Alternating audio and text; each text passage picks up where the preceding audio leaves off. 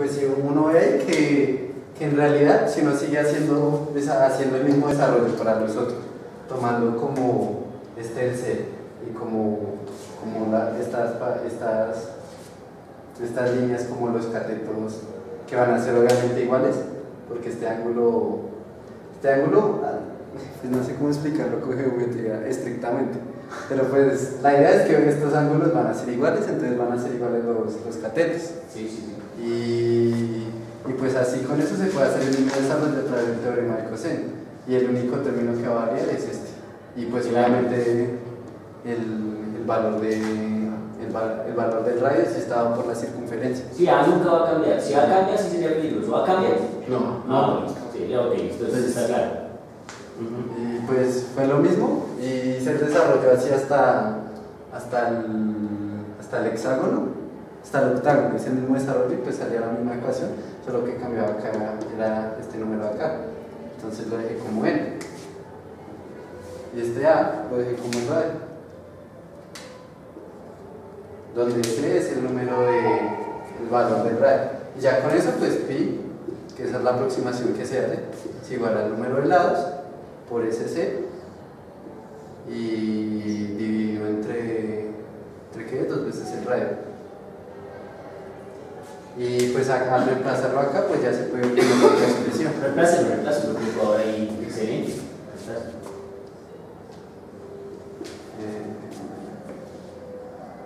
igual a 2 veces el cuadrado 1 2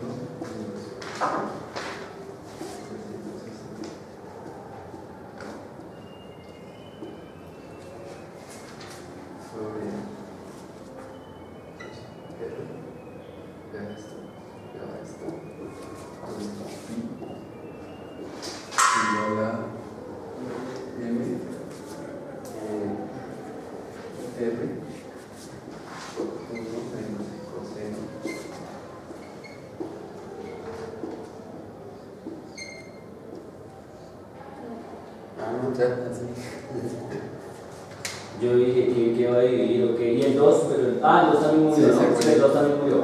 Perfecto. Y Entonces, pues eso debería coincidir con nuestro juego de pi. Listo, amigos. Tenemos otra secuencia de pi, entonces ya tienen dos tareas, la primera y la tercera. Ya tienen dos tareas, la primera y la segunda. Discutamos ahí, ¿qué pasó? ¿Dónde salió la relación?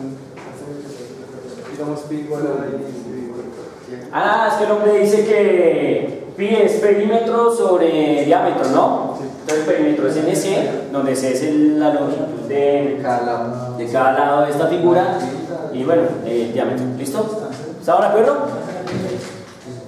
Entonces, ya, hermano, usted es muy cruel. Ya no tenemos una tarea, ahora tenemos que dos. Una, generar la secuencia de Excel que el profesor hizo. Hagan lo que yo hice en Excel, ya estoy ofendido. Y no hemos empezado, ya estoy ofendido. Uno, desarrollar esa secuencia de Excel que yo mostré, que es muy distinto el proceso. ¿Están de acuerdo? Y revisar esta secuencia y mirar si nos coincide, nos juega, se nos aproxima a quién. A pi. ¿Están de acuerdo? Revisar esas dos secuencias. Está bastante interesante. Eso es utilizando el teorema del coseno. ¿Están de acuerdo? Bien.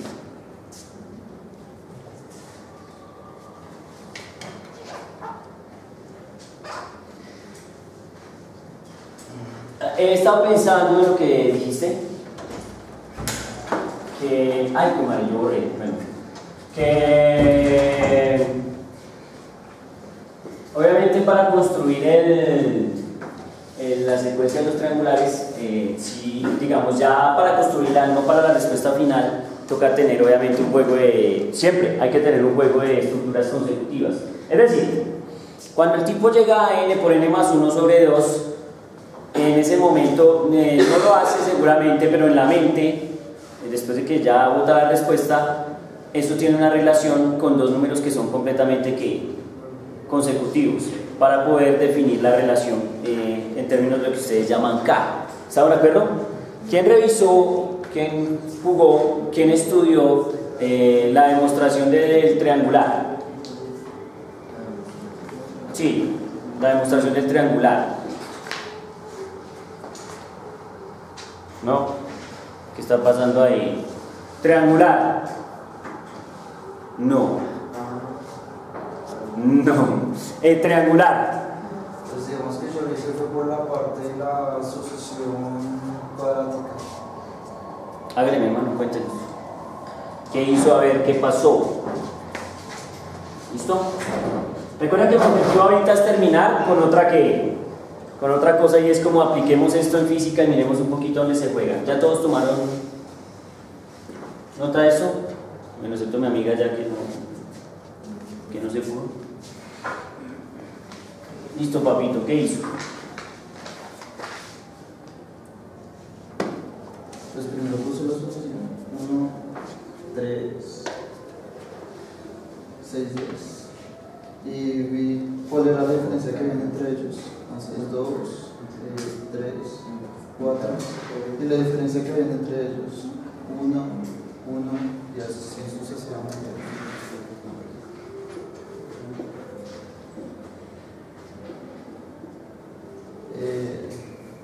Pues hay algo que nos dice que hay un teorema que nos dice el de la asociación cuadrática, que este primer término se puede expresar como 2a, este segundo término se puede expresar como 3a más b, y este último término es a más b más c, donde eso soluciona una ecuación cuadrática, a por n al cuadrado más b por n más c.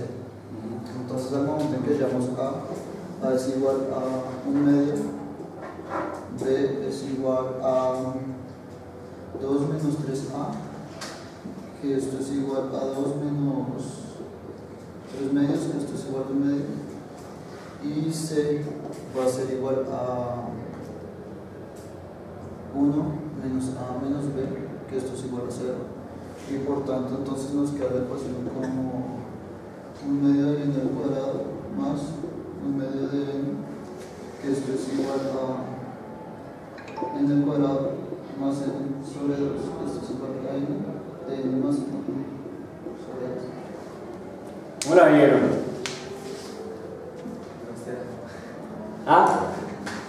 Espera, dijo mi amigo. Bueno, obviamente tienes fuente de dónde averiguaste. Del libro de Matemáticas Discretas de John. No me acuerdo lo que es. Bueno, nos botas ese dato, porque esta es una forma de proceder para hallar la que, digamos, esta expresión, ¿no? Esta expresión que nos genera el efecto. Pero obviamente no es la única, y a priori mi objetivo no es ir a eventos tan fuertes, no es que esté mal, simplemente que son eventos fuertes. Seguramente hay una justificación para el 2A, cuidado ahí, de haber una justificación para este tipo de estructuras de ecuación. Obviamente, si ustedes han sido juiciosos y han ido a internet y han revisado, habrán notado que hay la anécdota de Carl Friedrich Gauss le permite a uno conocer más o menos cómo construir esa idea. Más o menos. Y es la siguiente. Les comento, para que se motiven y vayan y lo que y lo rayen y me cuenten. ¿Estamos de acuerdo? Y es lo siguiente. Cuando ya el muchacho le da la respuesta a la profesora y todo el asunto y la daña, entonces resulta que, ¿qué pasó en la mente del hombre? Se dio cuenta de algo interesante. Se dio cuenta de que, y es interesante porque se aleja un poco de estas cosas, y es, usted me está pidiendo que haga 1 más 2 más 3 más 4 hasta que me canse, ¿cierto? Entonces, sí, papito, eso es lo que queremos. Bien. Entonces resulta que el pelado se da cuenta de algo muy interesante, y es esto: que si usted pone el primer término y lo pone con el último término, en este caso es 1 más 100, ¿sí? ¿Cuánto da 1 más 100? 101. Entonces el chino dice que, esto da 101. Severo, ya tengo un pedazo sumado. Ahora entonces el pelado se da cuenta de lo siguiente: 2 más este término, que sería 90 y qué, 9, ¿cuánto da? 101. Seguimos. 3 más 98. ¿Cuánto vas a sumar? 101. Y entonces el pelado, bueno, o la mente de este tipo, se da cuenta que la suma de los términos no consecutivos, sino el primero y el último, el segundo y el antepenúltimo, el tercero y el tras antepenúltimo, sumados todos dan ¿qué? 101. ¿Cuántas veces puede sumar eso él? ¿Hasta qué número vamos a llegar aquí a la mitad?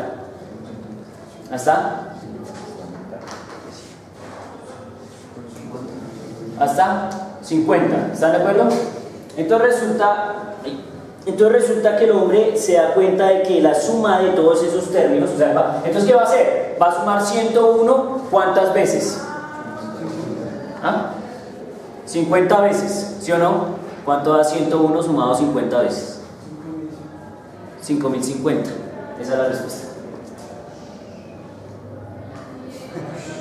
Aló, ya, no es más. El hombre se da cuenta de que si coge 101 y lo suma 50 veces, o sea, por 50, eso le va a dar la respuesta, o sea, 5050. Y ya está aquí. Ya está el juego. ¿Sí estamos?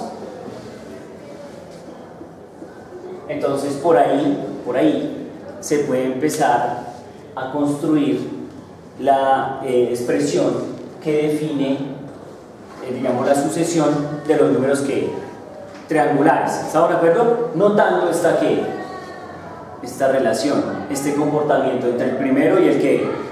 Y el último, entre el primero y el último. ¿Sí estamos? Aunque tienen que tener cuidado si ustedes van, porque me imagino lo van a hacer justamente después de esta clase, y es ir y revisar lo que les estoy contando, y van a notar que parece ser que los tipos lo que hacen es sumar esto hasta allá, pero digamos 2 veces. ¿Cómo así? Cogen el 1 con el 100, el 2 con el tal, el 2 y siguen. Y cuando llegan a 50 no paran, sino siguen haciendo, hasta que la una llega a 100 y la otra llega ¿a qué? A 1. ¿Sí estamos? Entonces obviamente esa suma no va a dar 5050, esa suma va a dar ¿qué? 10.100. ¿Están de acuerdo o no? Y entonces terminan luego dividiendo eso entre ¿qué? Entre 2, porque resulta que no usaron una, usaron ¿qué? 2. ¿Sí estamos de acuerdo? Entonces ahí aparece el 2 que necesitan. ¿Por qué? Porque toman la expresión que es sumar el que estaba con el último, eso les va a generar este efecto, y todo dividido entre ¿qué? Entre 2. ¿Sí estamos? Pero no les sigo contando. ¿Qué tienen que ir a hacer? Tienen que ir a revisar un poco cómo es que están pensando estos tipos, cómo es que construyen la idea, y vienen y la ¿qué? Y la discutimos. ¿Cuándo? ¿Cuándo, señor? ¿Cuándo es que es eso? El jueves los espero, bien chévere, con la idea de esta, digamos, de esta recurrencia de los números triangulares. ¿Estamos de acuerdo? Que ya la hayan deducido, que ya hayamos revisado. Mi hermano, necesito que nos botes el dato del libro bien. Johnson. Johnson, me imagino así, Johnson. ¿Me corriges, sí? Sí, John. Sí, Bob. ¿Así? No, con A. Con A. No, U-G-H. Bob. Así. No, GH. U-G-H. ¿Así, sí? No, B-A-U-G-H. B-A-U-G-H. Listo. Matemáticas discretas. Claro, porque lo que estamos jugando son matemáticas que... discretas.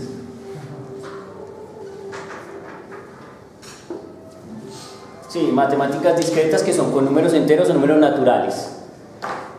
No son matemáticas del continuo, que serían con conjuntos continuos, o ¿cierto? Como el conjunto de los reales, que ya es otro cuento. Digamos en cuanto a los n se refiere. Listo. Entonces revisen un poco también para que podamos tener mejor este argumento. Tal vez nos permita comprender muy bien el juego. No lo sé, por eso les digo. Del 2A, del 3A más B, del A más B más qué. Más C, porque ese juego nos permite construir eso. Además, porque hay algo interesante, al tipo le sale una estructura cuadrática, y casualmente cuando yo jugué esto, cuando era joven, bello, hermoso y muy teso, entonces también me salían unas estructuras cuadráticas. El problema tiene una característica cuadrática en n. ¿Sí estamos? Entonces es importante que de pronto lo revisen. ¿Está claro? Bueno, ¿Qué quiero yo que miremos? Lo hice hoy en otra clase, lo voy a hacer ahorita otra vez, quedará repetido 1.000.000 de veces ahí, pues no me importa, pero está completamente asociado. Resulta que yo en este momento me encuentro dictando una clase que se llama Física Moderna 2, o sea, lejos, lejos, lejos, ¿sí o no? Por allá, donde esos grandes genios que ven que Física Moderna 2, lejos. Entonces, ¿qué pasa? Que esa física la estamos estudiando para empezar a estudiar un problema que se llama el problema de la física cuántica, donde todos los fenómenos físicos tienen un comportamiento un poco distinto al convencional, ¿sí? Allá pasan cosas raras. Estamos estudiando un problema que es el problema del espectro electromagnético. No sé si ustedes recuerdan que el espectro electromagnético está asociado de alguna manera al arco iris, ¿cierto? Cuando uno ve el arco iris después de una lluvia y el efecto del sol, entonces se ven unos colores que son los colores del arco iris característicos, ¿cierto? ¿Cuáles son los colores del arco iris? Amarillo. Naranja. Rojo, ¿cierto? Rojo, naranja, amarillo, verde, azul, morado. Es que el magenta es como rosado, ¿no? No, morado. O violeta. ¿Sí estamos? Bien. ¿Qué pasa? Resulta que hay unos genios, en este caso hay un tipo que se llama Fraunhofer. Y Fraunhofer, bueno, después de Newton alguna vez cogió la luz del sol y la pasó a través de un prisma, y a ustedes les han contado la historia de que el hombre vio los colores de qué, del arco iris, y pues hasta ahí todo bien. Eso no lo vio Newton, lo vio miles de personas, y muchos científicos de la época trabajaban en eso. Solo que Newton hizo algo que los otros no, y fue que cogió la luz del arco iris y la proyectó en una pantalla y se puso a medir, digamos, el tamaño de las franjas y darse cuenta de que las franjas todas no eran exactamente iguales. Y luego entonces votó la hipótesis era que, según Newton, la luz blanca era la mezcla de todas esas luces de colores. Entonces el hombre, para probar su teoría, construyó un trompo, y el trompo tenía unos colores pintados en proporción a las proporciones que midió en la pared, y lo puso aquí a girar. Él esperaba que por el efecto de giro y por la velocidad, al mezclarse los colores, el trompo generara una capa de color ¿qué? Blanco. Y pues ahí viene, pues sí. O sea que el hombre concluye entonces que la luz blanca es la mezcla de todos los colores, y sale, y se acabó. Estamos hablando de 1600, supongamos, eso lo dirá la vez pasada, 1666. Después, en 1803, por ahí hay un tipo, y se me olvida el nombre, se los debo, hay un físico que trabaja sobre el espectro, trabaja sobre el prisma, ve los colores, pero el man ve unas rayas negras. Y entonces el hombre dice, ¿esas rayas negras qué? Entonces coge su prisma, lo limpia, lo arregla, lo pone, y las rayas negras siguen. Entonces dice, es posible que sea un error de la estructura interna del prisma. ¿Quién sabe? Error instrumental, Chaolín. Pasados unos años, 1812, 1813, aparece Fraunhofer. Y Fraunhofer sí es una máquina. Entonces el man se da cuenta de que eso no era un error instrumental, sino que realmente en el espectro había unas rayas que negras. ¿Sí estamos? Entonces él se pone juicioso, le da nombre a las rayas, las caracteriza, mide las longitudes de onda de las diferentes rayas. Ustedes que están viendo ondas, todos estamos viendo ondas, ¿cierto? Oscilaciones, ¿no? Perdón, ya vimos, ¿cierto? Ya vimos. Entonces ustedes saben que hay una cosa que se llama longitud de onda, que es entre cresta y cresta de la onda. Entonces esa longitud de onda caracteriza las diferentes luces que uno ve. Entonces el rojo tiene una longitud de onda cuando uno la trabaja como onda, y cada color tiene una longitud de onda. ¿Estamos? Entonces ven, el man pone en la pantalla, caracteriza las longitudes de onda e identifica las rayas. Esos son los rayos del sol. La gente se calma y lo único que concluye el hombre es, oiga, pues parece ser que los elementos químicos en general generan unos colores o unos espectros especiales, y esas rayas aparecen en diferentes lugares dependiendo de qué elemento químico estoy mirando a través de la luz. El hombre se hizo un experimento interesante, cogió una luz, digamos, cogió un mechero de alcohol, esos que tenemos ahí, le echó un poco de sal y pasó esa luz a través del prisma y el espectrógrafo. O sea, ya han construido un instrumento con prisma y unas rejillas para poder ver el espectro. Entonces ahí pasa algo interesante. Hay una línea en el asunto del hidrógeno, de la luz solar, que está ubicada en un lugar bien especial. Digamos que esta es la estructura del espectro. Entonces por aquí va una línea, pronto por aquí va otra, por aquí van dos muy pegadas y así sucesivamente. Entonces digamos que podría ser que esta fuera la línea D. La línea D es una de las líneas más importantes del espectro, ¿sí? Entonces él encuentra que esto es la línea D en el Sol, pero que cuando él le echa sal a una llama y la pasa a través del espectro, estas líneas del Sol son negras, pero las líneas de la llama están justamente en el mismo lugar, pero no son negras, son que brillantes, o sea, bueno, de otro color, amarillas. Si estamos blancas, el man dice, joder, son igualitas, están en el mismo lugar, pero no son del mismo color. Entonces el hombre dice, bueno, interesante, no sé por qué, porque Fraunhofer es tremendo, es brutal, ordena, pero el hombre no dice nada, no predice nada. Entonces resulta que años después, estábamos hablando de 1813, ahora vamos a 1850, y en 1850 aparece un tipo que se llama Kirchhoff, el que ya vio electricidad y magnetismo. Kirchhoff lo dañó con no sé qué circuitos, ¿sí o no? Las leyes de Kirchhoff, del mismo Kirchhoff, de este Kirchhoff, eso es lo que presumimos. Entonces resulta que Kirchhoff se bota un análisis impresionante. Kirchhoff dice, estamos haciendo los experimentos que Fraunhofer nos dejó, nos inspiró, y nuestro objetivo es predecir qué pasa en el Sol y por qué aquí en la